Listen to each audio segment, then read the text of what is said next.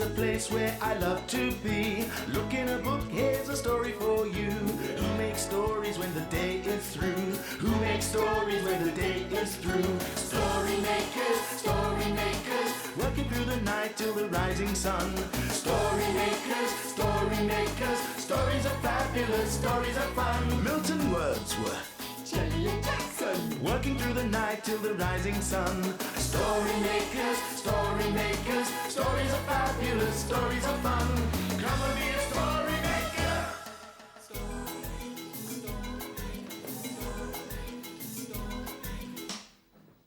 Story makers.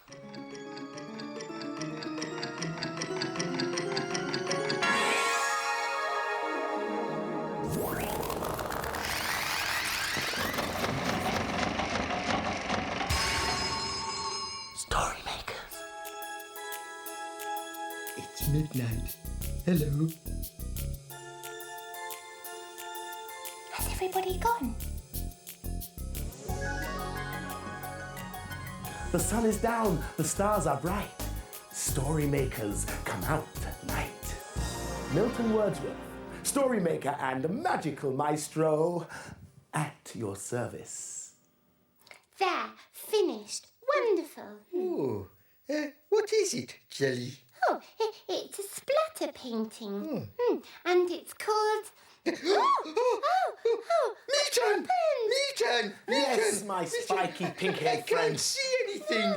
That's because we've suffered a power cut. Now no one can see my painting. Oh, yes, it's much too dark for that. I might be able to provide some illumination. Oh, these torches are great for a power cut.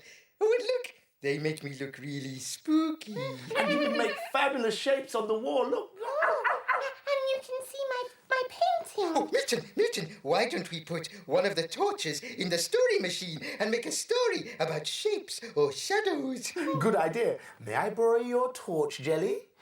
Oh, yes. And then you can see my painting. Well, at least the story machine's working. Now all we need is the special ingredient to make the story come alive. You know what it is, don't you? Yes, imagination. Come on, imagine a story.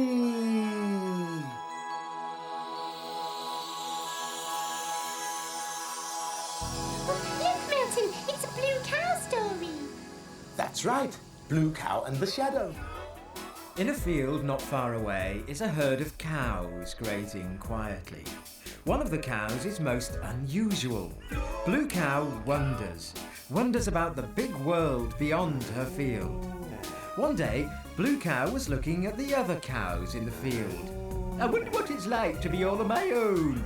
She's off again, said the other cows. So Blue Cow caught the bus that stops beside her field. I'd like a return ticket to a place where I can be on my own, please. There you go, madam. Hold very tight. And they set off for the top of a hill.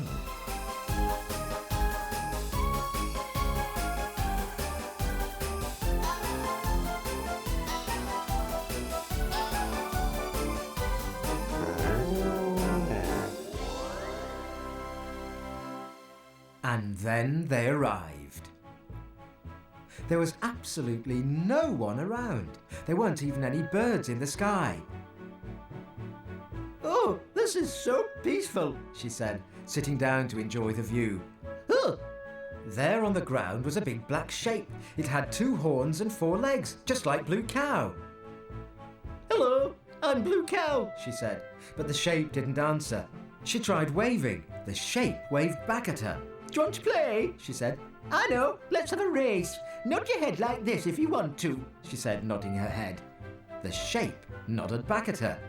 Okay, ready, steady, go, shouted Blue Cow, and she and the shape raced down the hill.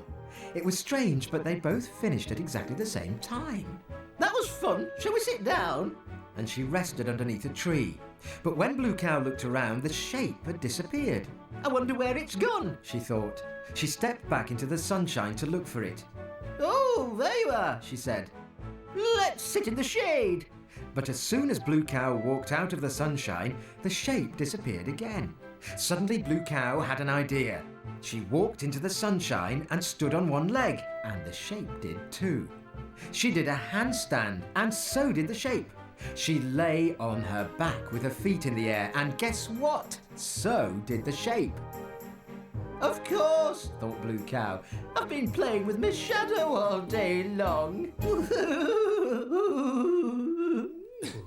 Well, that was most illuminating. Can you see my picture now? Jelly, it's still dark. Indeed. But I have an interesting idea. Take a handful of darkness. Pardon? Would you please assist me in this endeavour? Take a handful of darkness. Come on. Oh, better do as he says, Jelly. And put it into the machine. Put it into the machine. Oh, Milton, it's not doing anything. Patience, my dear girl. Are you ready? Imagine a story.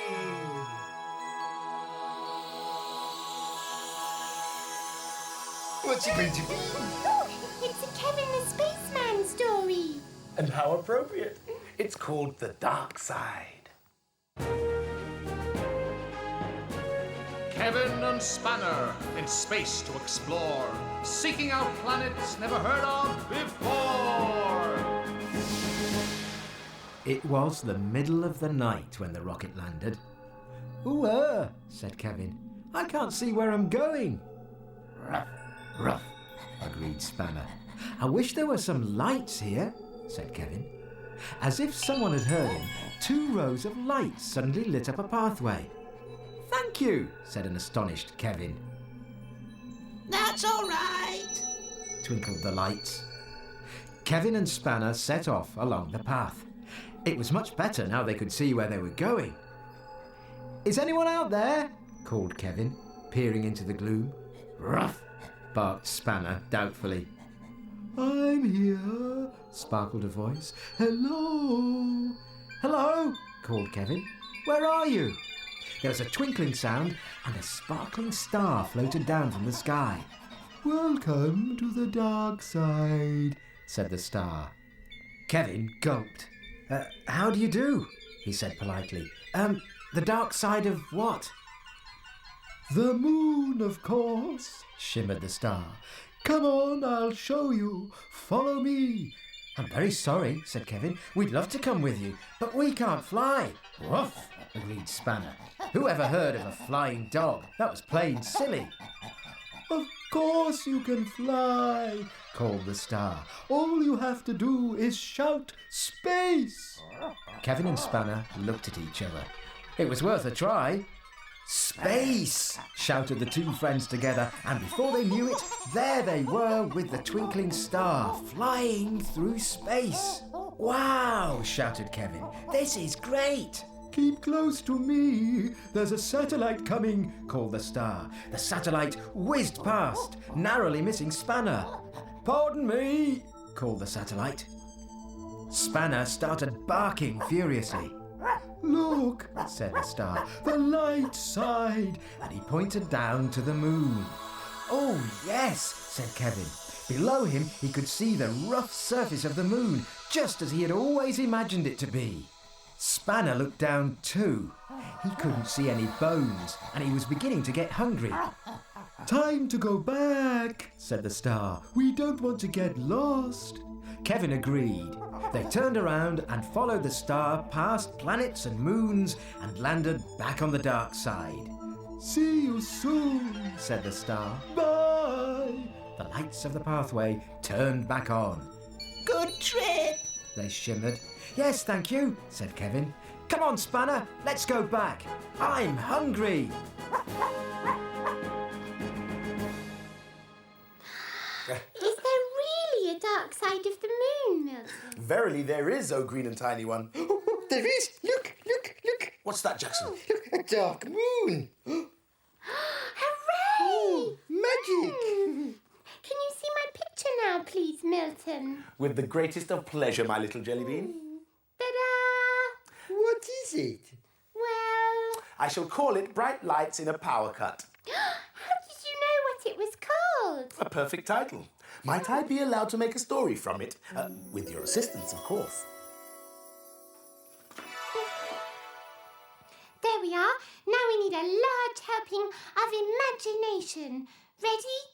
Imagine, imagine, imagine a story.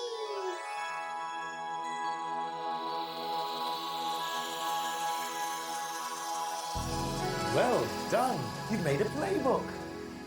And it's called The School Gates.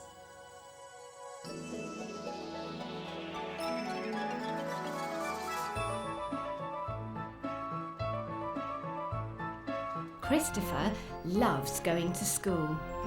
Most children only go to school once in a day, but every day Christopher goes to school twice. Once to take his elder sister Alexia to school in the morning, and then once to pick her up in the afternoon. But Christopher only ever got as far as the gates.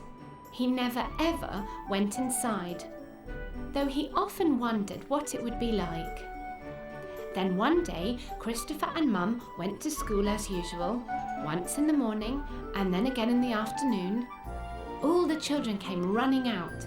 School is a very busy place. But where was Alexia?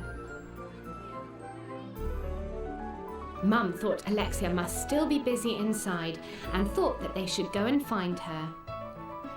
Christopher was amazed. He was going inside. At last he might find out what school was really like. In the hall, there were lots of pictures and pieces of writing on the walls. They were covered from floor to ceiling. It was so colourful. Well, she's not here, thought Mum, and Christopher was amazed. They went down the hall and there were lots of pegs and bags. Well, Alexia's coat is still here, thought Mum, and Christopher was astounded. Then they went into a big room. It was huge. Well, she's not here, thought Mum, and Christopher was amazed. Christopher thought Alexia must be lost. The school was so big. Finally, they found Alexia's classroom. And yes, there was Alexia. She was painting. Mum suddenly realised it was the after-school painting club. She had forgotten. Alexia's teacher saw them and asked if Christopher would like to join in while they waited for the club to finish. Christopher thought it was brilliant. He was painting in school. Amazing. So that's how Christopher went to school, properly, for the first time.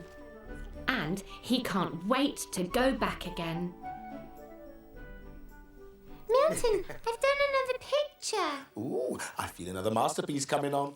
I wonder what it'll be this time. There. Ooh, most interesting. It's just a white dot. It's not a white dot. It's a torch in the dark. Ooh, how apt. Oh, look, it's getting light. Indeed it is. Hooray! The dawn is upon us. The morning is nigh. We've made our stories, and we bid you goodbye. Working through the night till the rising sun. Story makers, stories are fabulous. Stories are fun. Helping. Bye, story makers. See you again soon.